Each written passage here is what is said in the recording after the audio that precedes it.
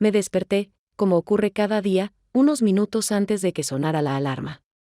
No porque el cuerpo ya se hubiera acostumbrado, sino porque la cabeza se despierta antes cuando las preocupaciones no dejan espacio para un sueño profundo. Eran las 6:16, y lo primero que hice fue revisar las notificaciones del teléfono. Como siempre, nada nuevo, la cocina me recibió con el olor del café de ayer y de la sartén que olvidé lavar por la noche. Nada grave, pero aún así desagradable. Abrí la nevera, saqué unos huevos, pan, un poco de queso curado y enseguida puse la sartén en el fuego. Las manos se movían rápido, sin pensar, como si fueran máquinas entrenadas por los años. Hago esto cada mañana, y quizás por eso ya no siento ni cansancio ni sentido en ello, solo una secuencia de acciones, como si siguiera un manual: encender la estufa, romper los huevos, freírlos hasta que queden dorados. Mi esposo, Ernesto, ya estaba sentado a la mesa, con los auriculares puestos, rostro concentrado. Por lo visto, otra vez escuchaba las noticias matutinas, economía o actualidad internacional. Últimamente habla cada vez menos por las mañanas. Ni siquiera me mira. No con frialdad, ni con enfado, simplemente pasa, como una sombra acostumbrada a estar cerca. Le coloco su taza de café, negro, con una cucharadita de azúcar, como le gusta.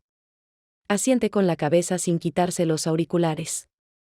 Lavo una taza, miro por la ventana e intento recordar cuándo fue la última vez que me dijo algo personal, no doméstico. No puedo recordarlo. Ni siquiera aproximadamente. Hace 3 días que vive con nosotros Rafael, el padre de Ernesto, a quien recientemente le operaron la espalda. Le cuesta subir escaleras, y más aún quedarse sentado en un sitio, así que camina por el apartamento. Todo el tiempo, recordando cosas en voz alta, contando historias de su juventud, como si no fuera solo un huésped, sino el anfitrión de las conversaciones. Ahora duerme en la habitación de nuestro hijo, en un colchón en el suelo, pero no se queja. No hay en él irritación ni el típico refunfuño de los ancianos que escuché tantas veces de mis abuelos.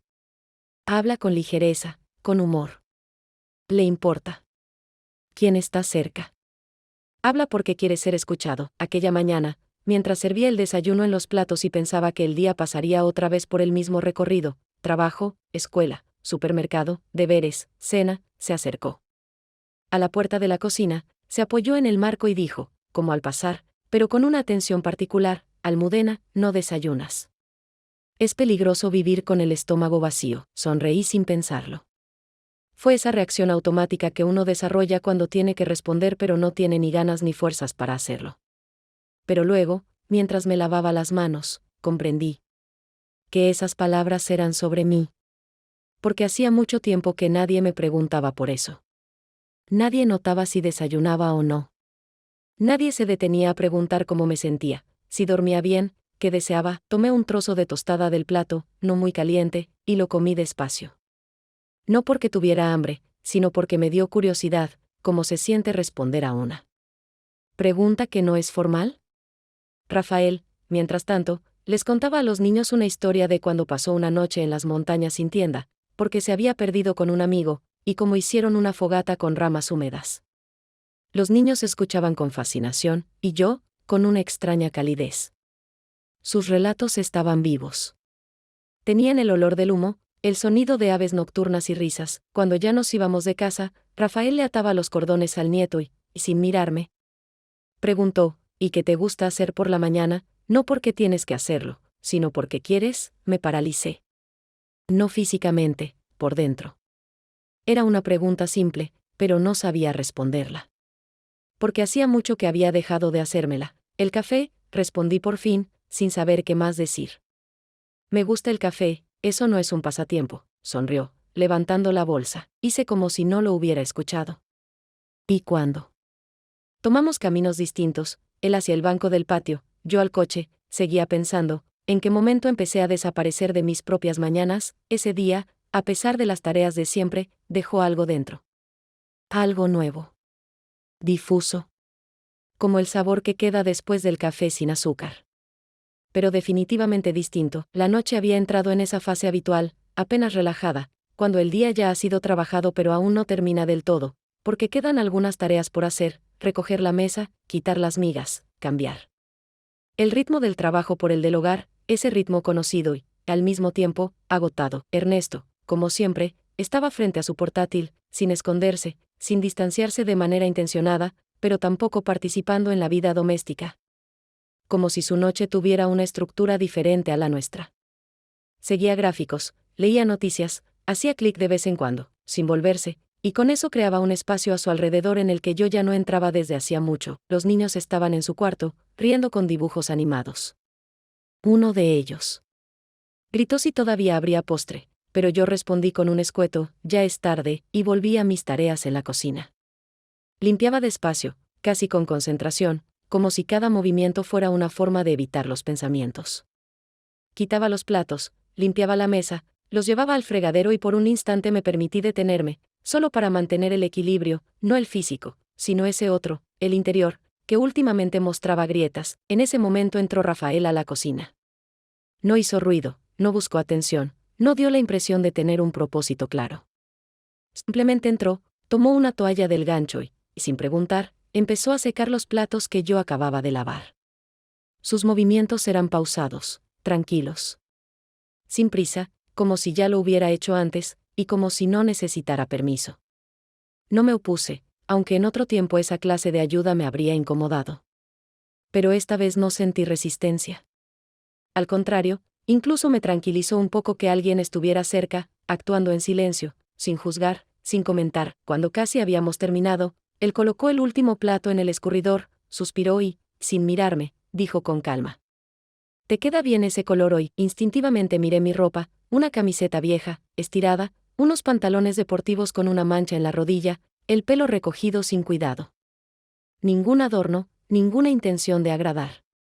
Un aspecto típico de una mujer que gira todo el día entre quehaceres y hace tiempo que dejó de vestirse por gusto. ¿Qué color, exactamente?, pregunté sin sonreír, pero también sin ironía. No respondió de inmediato.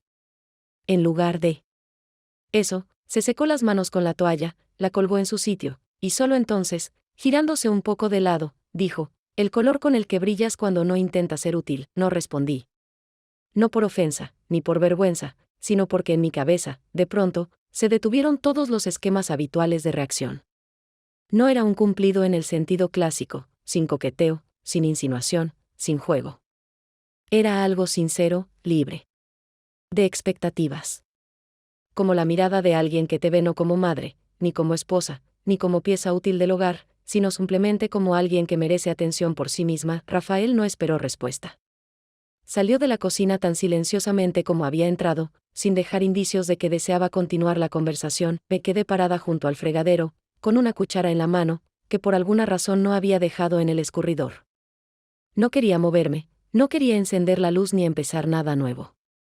Solo estaba ahí, sintiendo que esas pocas palabras habían abierto algo dentro de mí. No fue un comienzo.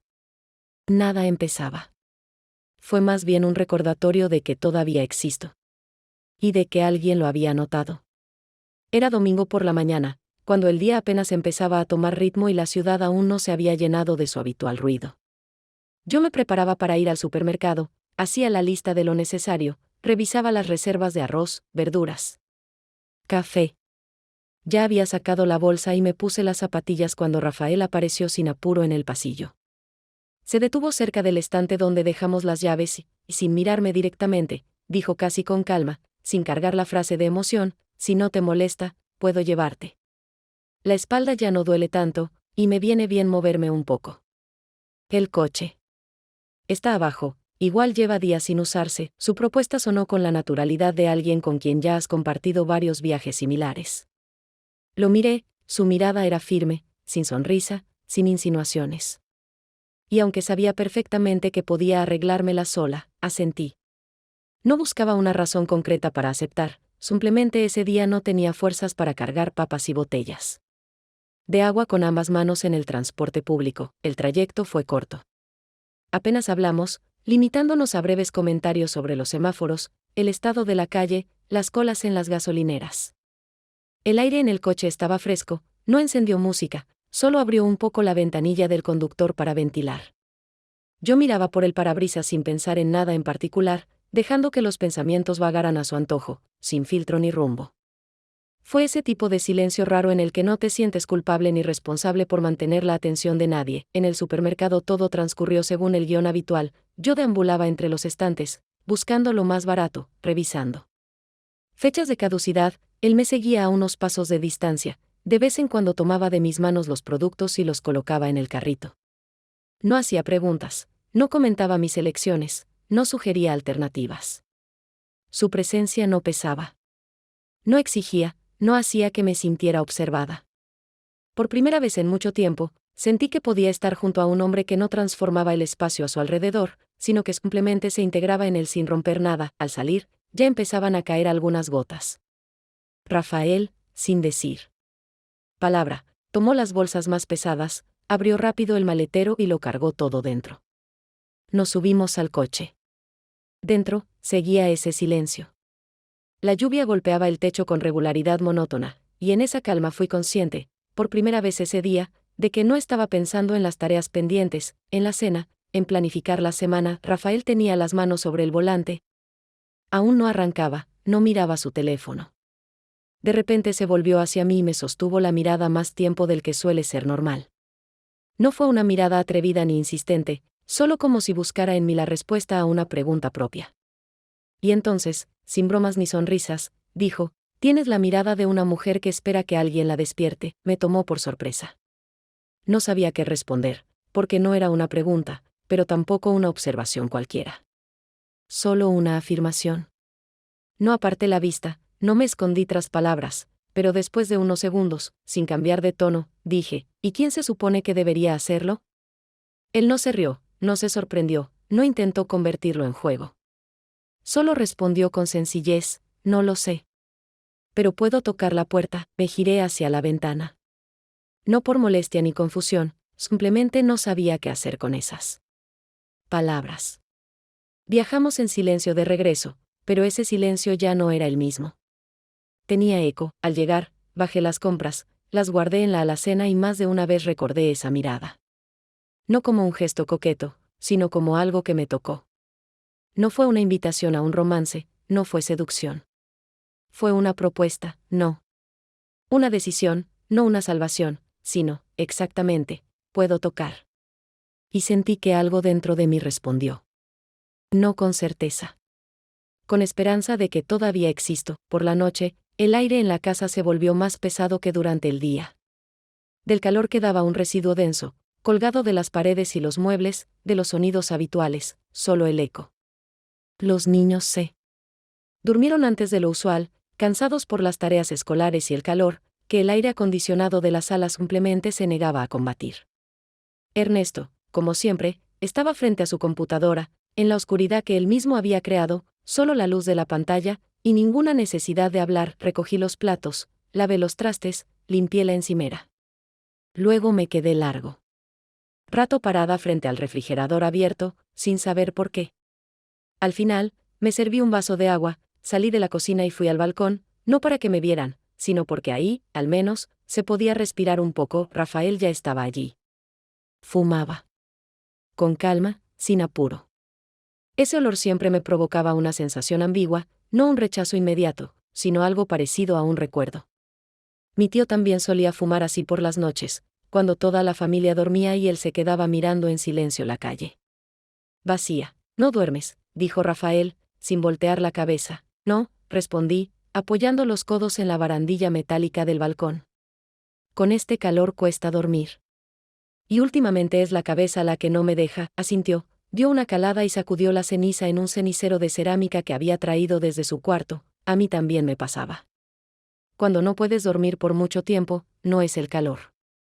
Es algo que da vueltas en el pecho como un ventilador viejo. Afuera hay silencio, pero por dentro, pura mecánica. No le respondí.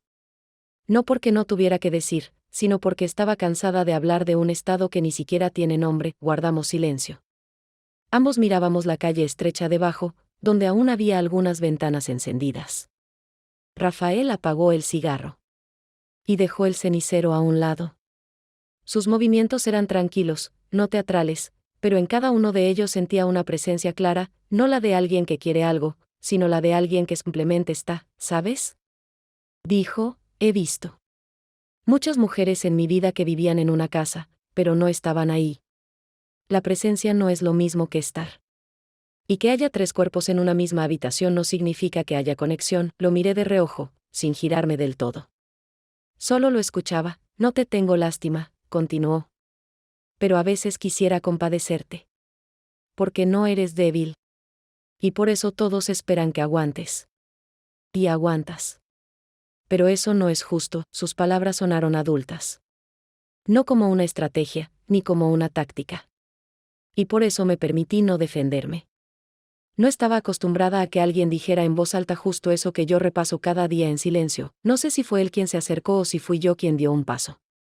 Pero en un momento ya estábamos parados uno al lado del otro, no demasiado cerca, pero más de lo que permite la distancia cómoda. No sé fingir que no veo, dijo. Y no sé mentir cuando una mujer me gusta. Pero no soy un muchacho, y sé dónde terminan las fantasías. ¿Crees que fantaseo?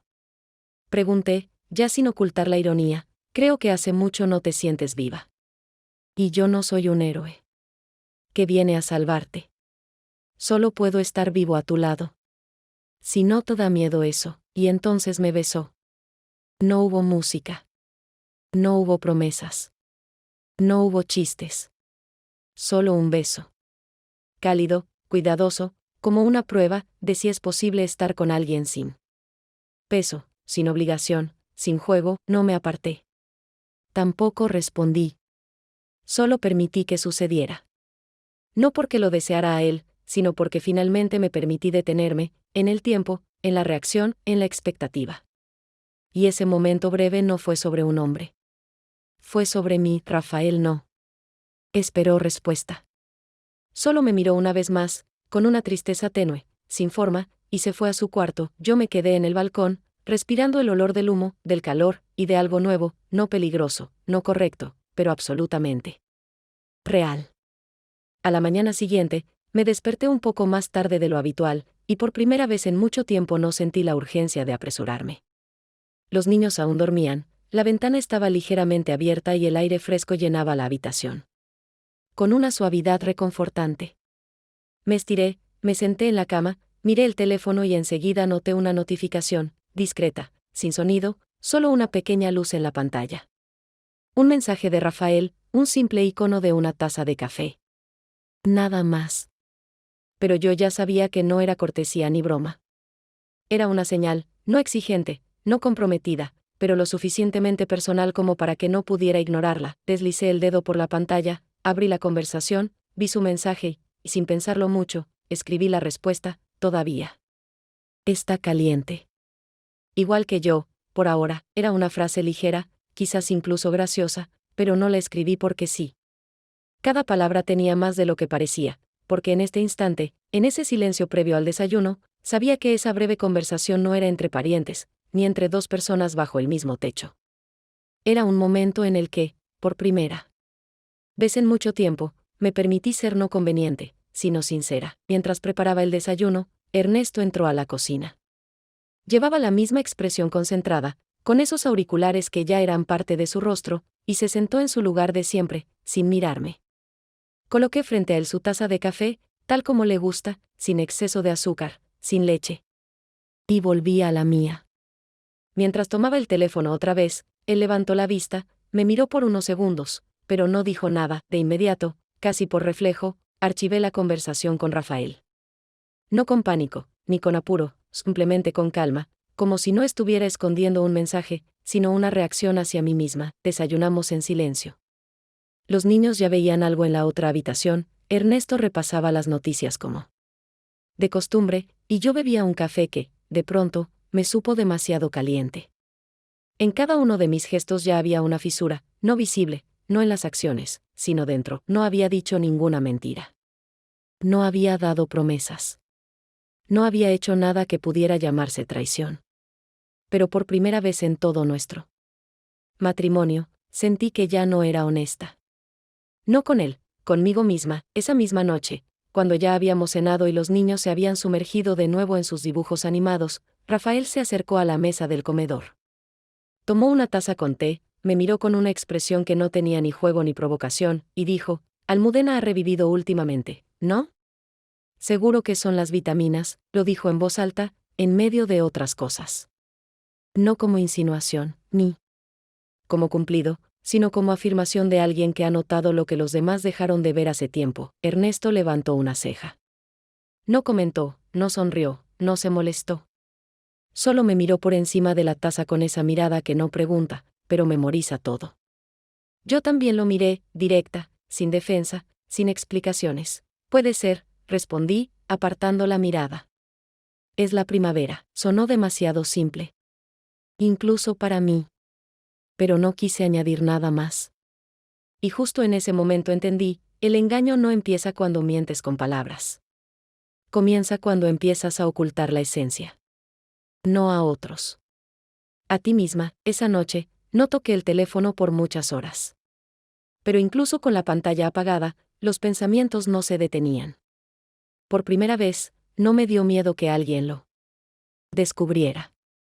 Me dio miedo darme cuenta de que ya no era la persona que creía ser. Al día siguiente, ya pasada la hora de la comida, cuando el calor había disminuido un poco y las ventanas dejaban de irradiar el aliento caliente del asfalto. Fui al cuarto a revisar si el teléfono se estaba cargando. Lo había dejado desde la mañana sobre la mesita de noche. La habitación estaba vacía, las cortinas a medio cerrar, el aire acondicionado zumbaba con esa potencia media que casi no refresca pero al menos hace ruido. Lo noté enseguida, el teléfono no estaba como lo había dejado. Era un detalle mínimo, técnico, otro ángulo, una posición distinta de la pantalla, un leve desplazamiento que quizás no significaba nada, pero me detuve. Y lo miré como se mira algo que de pronto deja de ser completamente tuyo. Lo tomé en las manos, desbloqueé la pantalla y revisé las aplicaciones abiertas.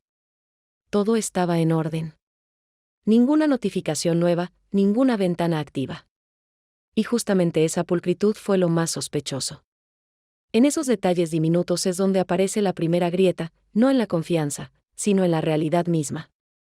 No podía demostrar que alguien había leído mis mensajes, pero algo dentro de mí se desajustó. Y ya no se trataba de pruebas, sino de una sensación. Volví a la cocina y vi a Ernesto. Estaba en el mismo lugar de siempre, trabajando, con una taza de café ya fría a un lado. En su computadora había tablas de macroeconomía que desplazaba lentamente con ese gesto tan suyo, como si en ese momento se definiera el destino del país. Su espalda recta, la mano izquierda sobre la mesa, la derecha en el touchpad. Cuando levantó la mirada, me miró justo el tiempo necesario, ni más ni menos. En esa mirada no había enojo. Tampoco estaba vacía. Pero ya no era la mirada indiferente de antes. Era la de alguien que ha hecho, o ha pensado hacer, algo, y espera a ver si tú vas a reaccionar primero. Dejé el teléfono en el alféizar de la ventana, como por descuido, y tomé un trapo para limpiar la mesa, aunque no estaba sucia. Era un movimiento de más, una forma de llenar el espacio, porque ya no sabía bien qué decir. Ernesto guardó silencio. No volvió a su computadora. No apartó la vista. No preguntó nada. Pero su silencio ya no era el de la distancia, era un silencio atento, concentrado. Bebió un sorbo de café, dejó la taza a un lado, se frotó la cara con ambas manos y, sin mirarme, dijo: Rafael y tú pasan mucho tiempo juntos. ¿Es cómodo? No, lo dijo con calma, sin tono acusador, sin carga emocional. Y precisamente por eso no pude responder enseguida. Porque sus palabras no eran celosas, ni una reclamación. Era la constatación de un hecho, una invitación no a confesar, sino a admitir lo obvio. Me detuve, puse el trapo de vuelta en el fregadero, me giré hacia él y, sin evitar la mirada, dije: él ayuda. Y sí, hace las cosas un poco más fáciles. Mi voz no fue firme. Algo se rompió al final. No fue un grito, ni un llanto, sino ese quiebre que ocurre cuando por fin dices en voz alta algo que solo vivía en tu cabeza. Ernesto asintió, sin decir nada más, y volvió a mirar la pantalla. Pero no trabajó. Solo la miró. Largo rato. Sin mover las manos, yo salí al balcón, apoyada en la barandilla, y por primera vez en muchos días sentí que había algo distinto suspendido en el aire, no rabia, no pelea, no escándalo. Una zona fría entre dos personas que ya no callan porque no tienen que decir, sino porque cualquier palabra ya no alcanzaría a devolver el silencio que fue oído. No me acusaron. No me detuvieron. No me preguntaron qué estaba pasando. Y eso fue lo más inquietante. Porque ahora, todo lo que yo dijera o hiciera ya no sería respuesta a alguien. Sería mi decisión. No por presión. Por conciencia. Y no estaba segura de estar lista para tomarla. La semana siguiente, las noches comenzaron a alargarse, no por un cambio de estación, sino por esa sensación de que los días ya no tenían bordes definidos. Todo transcurría con el ritmo habitual: desayunos, escuela, compras, lavar trastes. Pero algo en la rutina del hogar se había alterado, y yo lo sentía casi físicamente. Rafael seguía comportándose igual, ayudaba en la cocina, recogía a los niños de la escuela, a veces bromeaba con la vecina que vendía elotes en la esquina. No hacía nada que pudiera calificarse de peligroso o incorrecto. Y eso era, tal vez, lo más irritante, porque después de aquel beso, no hubo nada. Y al mismo tiempo, lo hubo. Me descubrí varias veces evitando mirarlo cuando pasaba cerca. No por vergüenza, ese sentimiento se me había ido desde el instante en que decidí no detenerlo. Sino porque no quería parecer débil frente a mí misma. Intentaba no buscar señales, no leer entre líneas, no interpretar sus tonos. Pero el movimiento interno ya había comenzado. Y eso no se detiene solo porque es más cómodo que todo siga, como antes. Una noche salí al balcón cuando los niños ya dormían. Ernesto estaba en la regadera y aún quedaba en el aire un rastro del olor a cena, alitas de pollo con chile que Rafael había preparado junto con el hijo menor. El balcón estaba vacío, salvo por una vieja botella de plástico con agua para regar las plantas. Me senté en la silla que, últimamente, se había vuelto mi lugar fijo después de las 8 de la noche. A los pocos minutos oí pasos y él salió, con el teléfono en la mano, sin esconderlo, pero tampoco mostrándolo. Se quedó de espaldas a mí, mirando hacia la calle, y su voz fue baja, casi doméstica. Sí, vine por poco tiempo. Todavía no sé cuándo regresaré, dijo, y soltó una risa leve. Luego, sin despedirse, colgó y se dio la vuelta. Su mirada no era culpable. Solo me observó como a alguien que no necesita ser engañada. Y eso, otra vez, desequilibró algo en mí. ¿Aún hay quien te manda emojis?, dije en voz baja. No con celos, ni con reproche, sino como si intentara hacer una broma sin fuerzas para que sonara como tal. No seas celosa, respondió casi al instante. Tú no eres mía. Sentí como algo se me encogía en el pecho. No porque esperara otra respuesta, sino porque, por primera vez en mucho tiempo, me importaba que alguien reconociera mi presencia no como un rol, no como una comodidad, sino como una elección. ¿Y tú eres mío?, pregunté, y en esa pregunta no había ni debilidad, ni súplica. Solo el deseo de saber dónde estoy parada. Rafael inclinó un poco la cabeza, pensativo, y no respondió de inmediato. Soy como la lluvia, dijo finalmente. Puedo estar cerca cuando hace falta, pero no me quedo. Y no porque no quiera. Es que no fui hecho para lo permanente. Su respuesta fue más dura de lo que esperaba. No por su contenido, sino por la tranquilidad con que la pronunció. No fue crueldad. Fue honestidad. Una que duele más que un rechazo. En esas palabras no había esperanza. Y precisamente por eso no dije nada más. Volví al cuarto, cerré la puerta del balcón y me detuve un momento frente al espejo del pasillo. En el reflejo había una mujer que no había traicionado. Que no jugaba. Que no manipulaba. Solo estaba ahí, donde no había calor. Y dejó entrar a alguien que lo trajo. Pero eso no la hacía ingenua. La hacía viva. Esa noche lloré por primera vez, no por alguien. No por mi esposo, no por un beso, no por la verdad ajena. Lloré porque entendí que fui yo quien se permitió creer. Y no había imaginado cómo vivir con eso después. Pasaron algunos días. Todo estaba tranquilo, demasiado. Por la tarde, estaba recogiendo los platos. Los niños aún seguían sentados a la mesa, uno terminaba su arroz, el otro se quejaba de que el canal de caricaturas había cambiado solo. Ernesto salió de la cocina con mi teléfono en la mano. No me di cuenta de inmediato. No lo escondía. No fingía que era suyo, ni me llamó. Simplemente volvió, lo dejó sobre la mesa junto a mí y dijo: en voz baja pero firme, ¿me lo explicas? Vi la pantalla. El mensaje estaba abierto. Sabía cuál era. Demasiado personal. Ese. No era vulgar.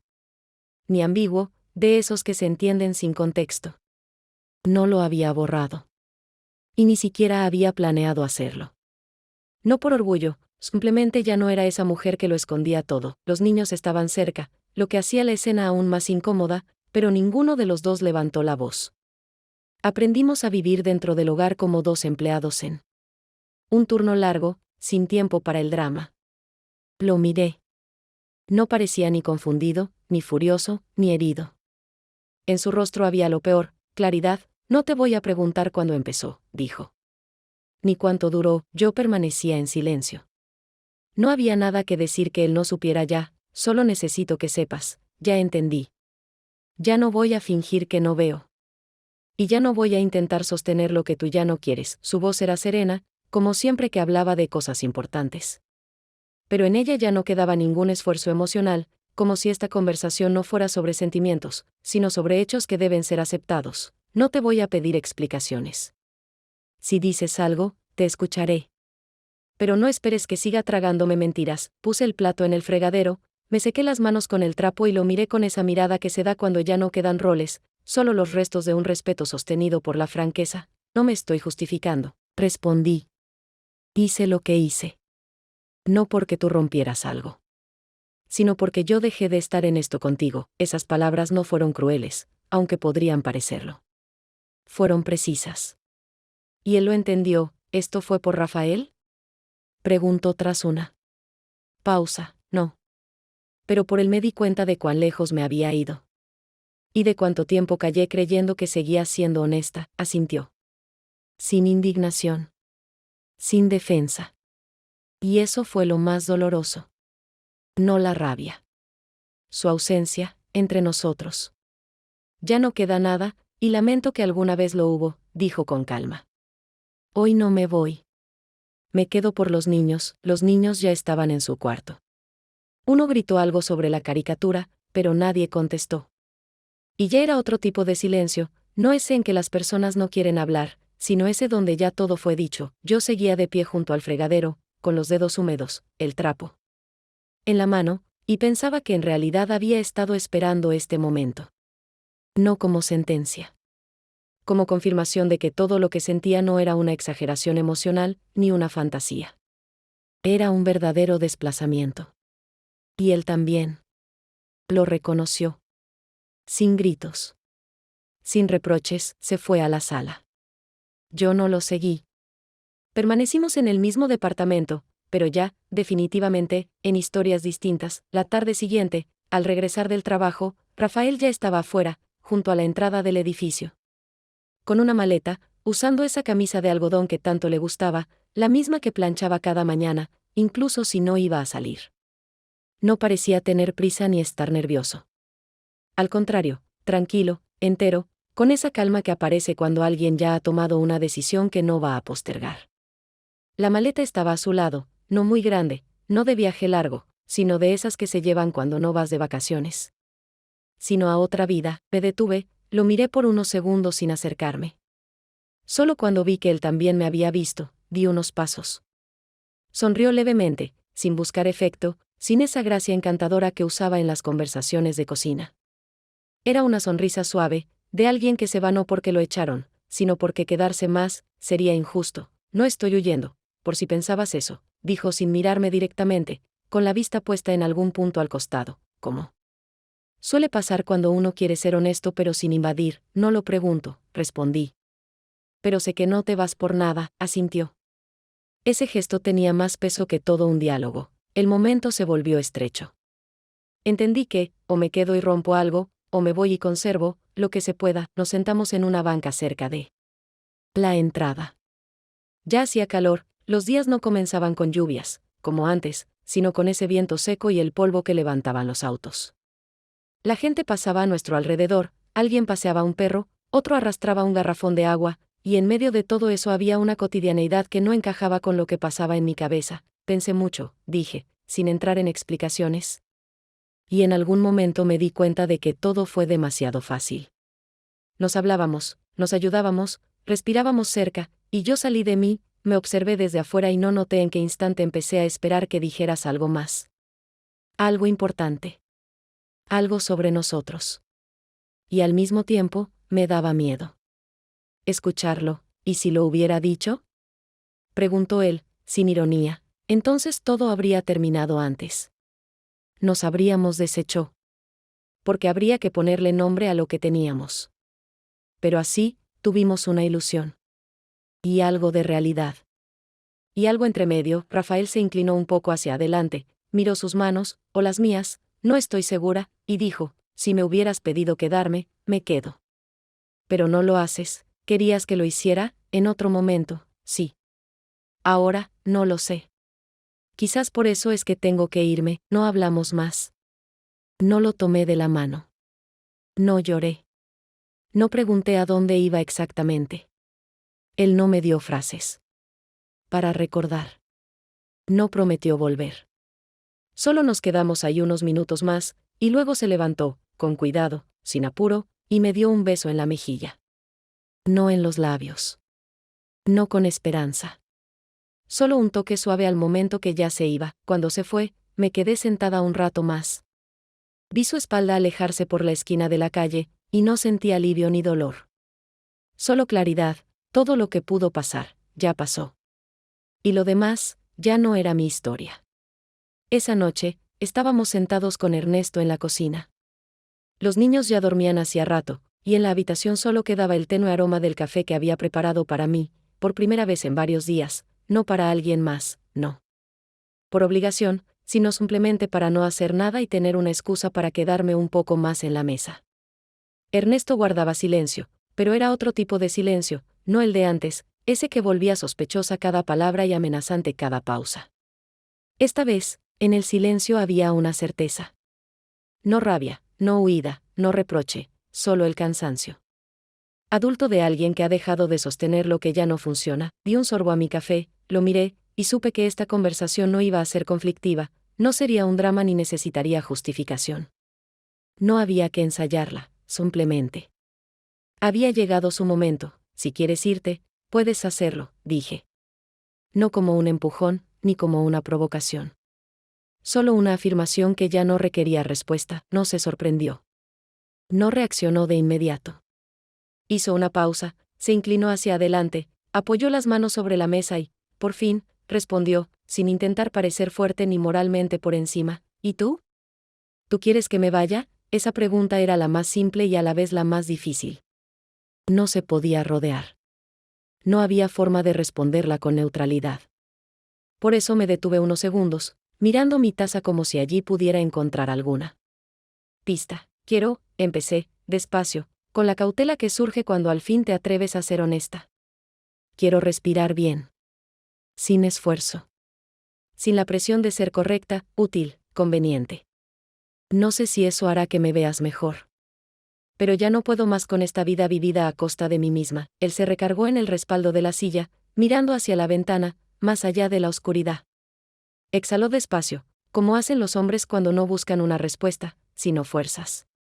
Para no decir nada que no sientan. No me voy, dijo, claro, sin dureza. Pero voy a poner un límite. No a ti.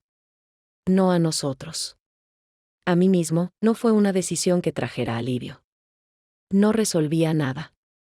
Pero por eso mismo se sintió verdadera. No había esperanzas de empezar de nuevo, ni discursos sobre luchar. Por la familia. Era una aceptación adulta. Nos quedamos en el mismo espacio porque no estamos listos para romperlo del todo, pero cada uno ya no cruzará esa línea donde empieza el respeto propio, no respondí. Por primera vez en mucho tiempo, sentí que no hacía falta decir nada cuando alguien habla no para provocar reacción, sino porque simplemente necesitaba decirlo. Él se levantó, fue a la tetera, se sirvió agua caliente, sacó de la alacena un sobre de té verde, no el que a mí me gusta, ni el suyo habitual, sino ese que una vez compramos, por si acaso. Y volvió a sentarse frente a mí. Tranquilo. Sin tensiones. Distinto, ¿sabes?, dijo ya más suave, antes pensaba que en situaciones como esta todo tenía que acabar. Que alguien se va. que alguien queda herido, que todo arde. Pero ahora. Creo que lo más triste no es cuando todo se quema, sino cuando descubres que solo queda lo que nunca fue fuego. Sonreí. No con ironía. Solo una mueca leve. Porque entendí que, desde ahora, realmente ya no éramos enemigos. Éramos dos personas. Que no supieron mantener el vínculo, pero tampoco se destruyeron, y quizás eso, ya de por sí, merece respeto. Pasó un mes. Suficiente para dejar de mirar cada detalle que hasta hace poco tenía importancia. ¿Qué día era el taller de quién? Si se acabó el té favorito de alguien, quien limpió la cocina por última vez. Todas esas cosas volvieron a ser solo cosas. Sin la carga de tensión, expectativa o intentos de controlar al otro desde lo doméstico, empecé a levantarme más temprano, sin despertador, no para preparar desayuno ni por obligación, sino solo para estar sola. Por primera vez en varios años, las mañanas fueron realmente mías, no como un espacio entre necesidades ajenas, sino como un tiempo en el que yo no desaparezco. Me puse los tenis, salí de casa y fui a correr, lento, sin destino, sin ruta, solo para sentir mi cuerpo en movimiento. No era por la figura, ni por la salud, ni por una nueva versión de mí misma. Era solo por empezar a vivir sin esperar algo, sino en presencia real. El café lo preparo solo para mí. Y lo tomo despacio, entendiendo que ya nadie me observa, nadie espera nada, nadie juzga mis gestos. En eso hay libertad. Pero no de la que se romantiza en los libros, sin euforia, sin la nueva mujer en el espejo. Es solo un hábito silencioso de ser yo, sin tener que explicarle a nadie qué hago o por qué lo hago así. Ernesto seguía en la casa. Vivíamos juntos, pero ya no en pareja. No hubo acuerdos escritos ni declaraciones en voz alta, simplemente. Algo en ambos cambió tan profundamente, que ya no hacía falta discutir los límites. Cada quien estaba en lo suyo, cada quien era respetuoso, pero sin invadir. Y por primera vez sentí que podía estar al lado de alguien y no perderme. No para salvar el vínculo. No para evitar la soledad. Solo porque ahora eso era posible. Rafael no escribió. Y yo no lo esperaba. Recordaba cómo olía su suéter, cómo me miraba de costado cuando no quería responder directamente, cómo podía hacer que un gesto simple tuviera peso. Pero el recuerdo ya no dolía. Se volvió suave. Y eso fue, quizás, la señal más clara de que ya no me buscaba excusas, ni para él, ni para mí. No imaginaba diálogos, no repetía escenas en la cabeza. Simplemente lo solté. Sin decisión. Sin ritual. Sin despedida, una mañana me descubrí pensando que hacía tiempo no recordaba a ningún hombre de mi vida, no por indiferencia, sino porque el día había empezado desde mí.